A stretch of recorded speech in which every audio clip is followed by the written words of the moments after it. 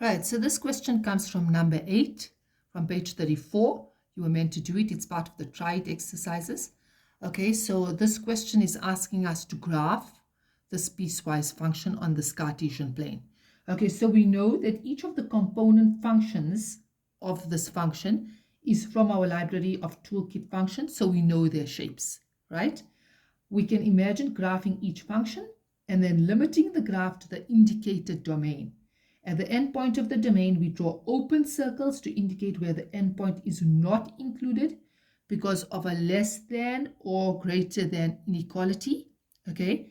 And we draw a closed circle where the endpoint is included because of the less than or equal to, less than or equal to, or greater than or equal to inequality sign, okay?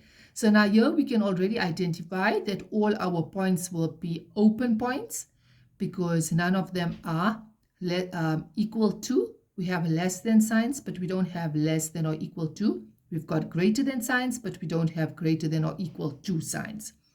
So we know from our toolkit functions, if we look at the first one, x cube we know is a cubic graph, and we know from our toolkit function that it will take on this shape here. This will be our cubic graph function, right? It will take on this shape. We also know that the f at x, the square root, is a square root function. The shape we know will take on this shape here, right?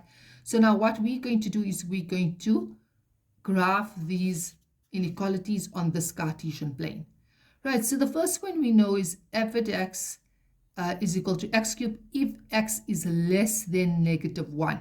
Right, so we know when we look at this graph here, this cubic graph, we know it's passing through the center. So this graph ideally would have passed through the center.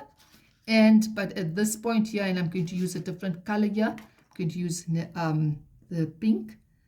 We're going to have an open point here at -1. An open point here at -1. But we know then the graph will go downwards, right? Right, this is our piecewise function graph, and we've got to plot all of these inequalities on this graph, right? So we've got an open point there. The second one, -2, if x is less than 4 or x is greater than -1. Right, I'm going to choose a different color here as well. I'm going to choose a green, okay? We know that the value of this graph is -2. So -2, we know that it will be -1. At this point here, -1. So with the value of the graph is -2, but our x value will be -1, and that's an open point, okay? The domain is telling us that the endpoint value here is 4, but it's also not included, so it is another open point, right? And our line extends between these 2 points, and this will be our second.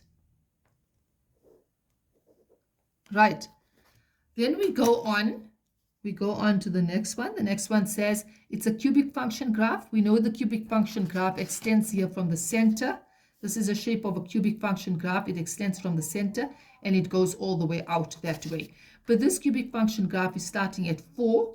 Okay, so if it had started at 4, and if we know that, I'm going to take another color here, and it's starting off at the center and it's extending this way out, right?